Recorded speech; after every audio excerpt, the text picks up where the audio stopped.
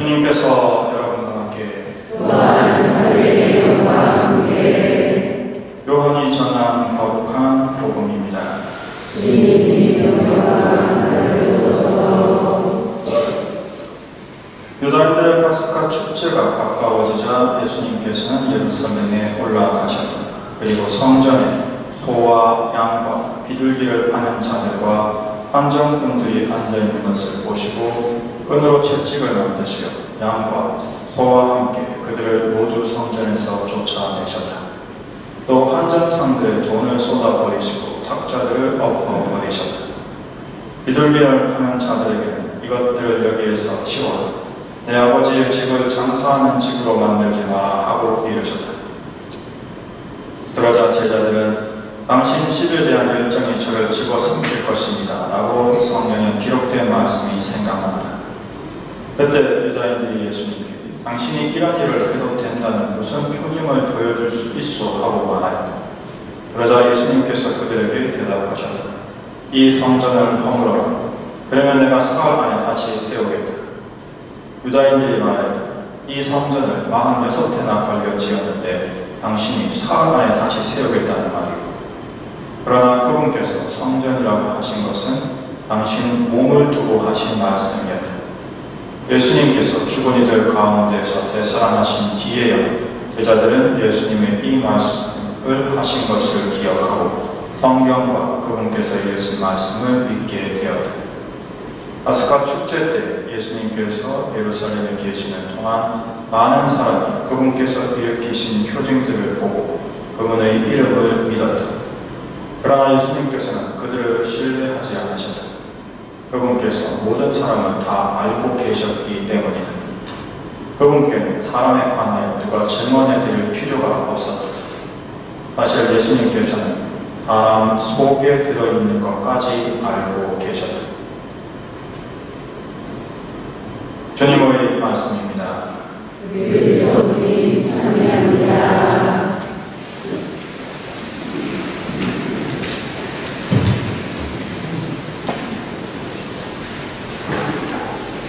내 아버지의 집을 장사하는 집으로 만들지 마라.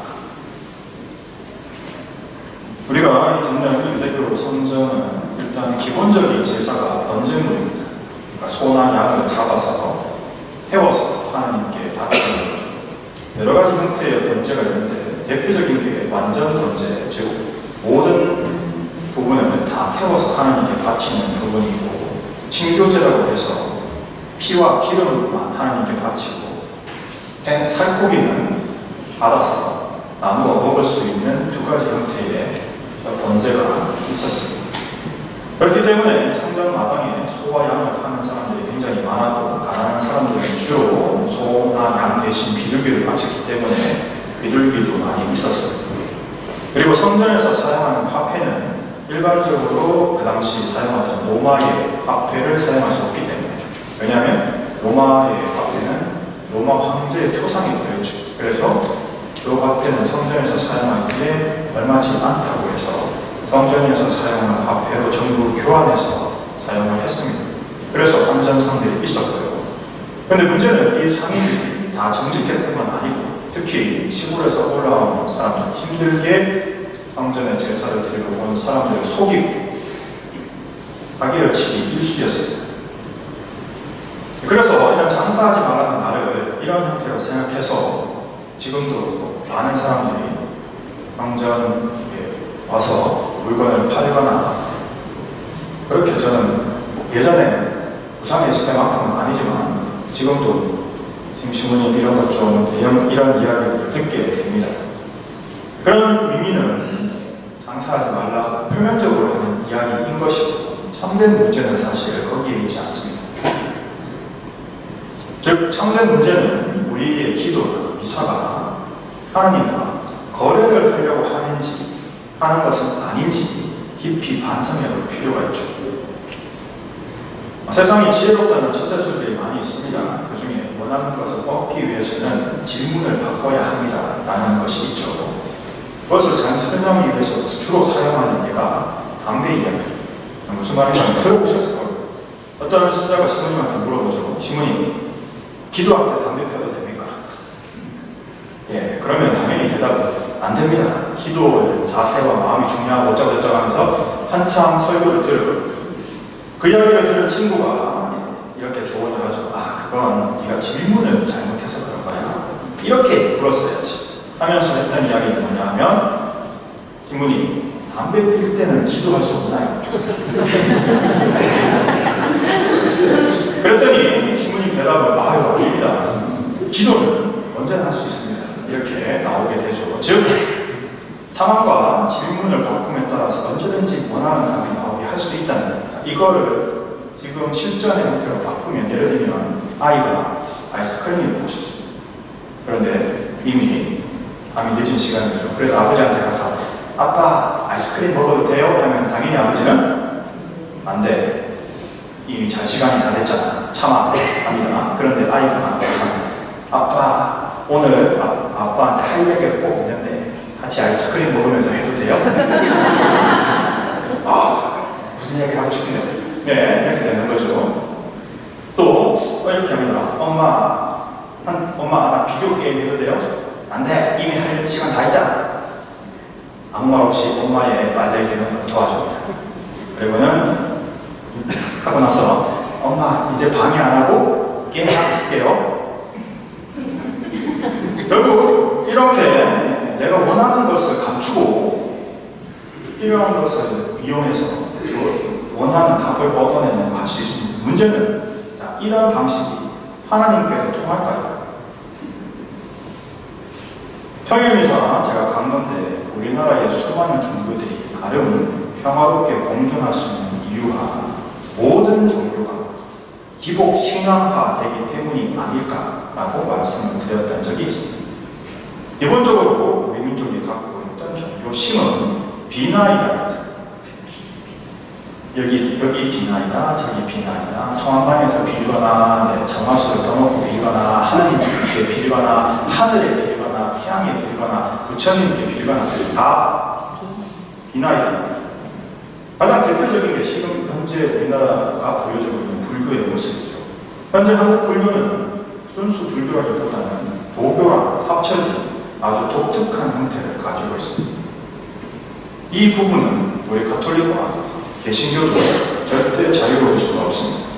따라서 순환하고 고행하고 수덕하고 수도하는 모습은 사라지고 현세에서 원하는 것을 얻기 위해 각자의 종교의 대상에게 거래를 거는 거죠. 내가 이렇게 해줄 거니까 이거를 내놓으세요. 그래서 이걸 어떤 신부님은 자판기 하나님이라고 표현을 했습니다. 하나님을 넣고 내가 원하는 음료를 넣으면 나와야 되는 거죠. 안 나오면 어떻게 됩니까? 자판기는 들고 차이는 거죠. 결국 우리 각자의 신앙도 성장을 해야지만 교회도 성장을 해야 됩니다. 내적 크기를 말하는 게 아닙니다. 단 한 명이라도 예수님께서 참으로 원하셨던 인간이 되는 것이 중요하죠. 아무리 백성이 많더라도 자녀가 없다면 왕에게는 근심일 뿐입니다. 기도에 있어서 기복적인 부분을 한번 해봅시다. 여기서 이렇게 제가 기복신앙에 대해서 설명을 드리면, 그러면 하나님께 아무것도 청하지 않아야 되는 거야. 영영기도는 기도가 아니냐, 이렇게 생각하기 쉽습니다. 그런 뜻이 아닙니다. 예수님께서도 말씀하시죠. 찾으라 받을 것이다, 구하라 받을 것이다, 문을 두드리다 열릴 것이다. 그런데 문제는 그 구하는 것이고 찾는 것이고 어떤 문을 두드리고 있느냐는 것, 그리고 그것을 얻는 방식이, 하나님께서 나에게 주시기로 약속하셨고 하나님께서 올바르게 이것을 청하고 이것을 받아라라고 하셨음에도 불구하고 우리는 어떻게 해요? 즉 달걀을 청하는 아들한테 전갈을 주는 아버지 없겠죠. 그런데 우리가 전갈을 청하면 전갈을 줘야 됩니까? 안 줘야 됩니까? 이렇게 되는 거죠. 따라서 기복신앙의 핵심은 내가 원하는 걸 얻기 위해서 하나님을 이용하려고 하는 마음이 우리 안에 있느냐 하는 것입니다. 즉 내가 시간과 노력과 정성을 들이는 이유가 오직 하나님을 사랑해서 그분의 가르침을 듣고 깨닫고 하나님의 말씀대로 살기 위해서 시간과 노력과 정성을 들이는 것이 아니라 내가 원하는 것을 얻어내기 위해서 거래에 재료로 기도, 시간과 노력과 정성을 드린다면 과연 그것을 하나님 앞에 내어놓을 만한 것이라고 말할 수 있겠냐는 것입니다. 기도에 대한 아주 좋은 글이 있어서 소개를 해드립니다. 힘을 달라고 청하였더니 고난을 주셔서 강하게 하셨습니다. 지혜를 달라고 청하였더니 해결해야 하는 문제들을 주셨습니다. 용기를 달라고 청하였더니 헤쳐나가야 하는 역경을 주셨습니다. 사랑을 달라고 청하였더니 도움이 필요한 사람들을 보여주셨습니다. 제 기도는 응답을 받았습니다. 즉 우리가 무엇을 청하야 되고 무엇을 받아야 하는지를 올바로 깨닫는다면 더 이상 그것은 기복신앙이라고 말할 수 없습니다. 즉 여러분 하나님과 거래를 하려고 하지 마십시오. 하나님께서는 우리 마음속 숨은 생각까지 알고 계시는 분입니다. 따라서 기도의 핵심은 먼저 듣는 데 있습니다. 즉 하나님께서 우리에게 무엇을 원하시고 우리에게 무엇을 가르치시려고 하는지를 듣고 배우는 것이 핵심입니다. 하나님의 말씀을 듣고 생명의 가르침을 얻기 위해서 사람들은 예수님께 모여들었습니다. 예수님께서는 그들을 군중이라고 표현하시죠. 그 군중에 속해 있던 우리가 주님을 나의 주인으로 말 그대로 주님으로 고백하고 하나님의 백성이 되었고 그 들었던 고백했던 예수님의 말씀을 실천하는 제자가 됩니다. 그리고 그 제자들이 영적으로 새롭게 태어나면 자녀가 되었습니다. 우리는 자녀로 불림을 받았고 초대받은 사람들입니다. 따라서 하나님의 말씀을 듣고 그 생명의 가르침을 얻기 위해서 와야 하고 주님으로 고백하고 백성이 되어야 되고 그 말씀을 실천해서 제자가 되어야 되고 그리고 나서야 영적으로 새롭게 태어나서 자녀가 되어가는 것이죠. 따라서 참된 믿음은 하나님을 사랑하고 하나님을 기쁘게 해드리고 하나님의 뜻을 실천하는 자녀가 되는 것입니다.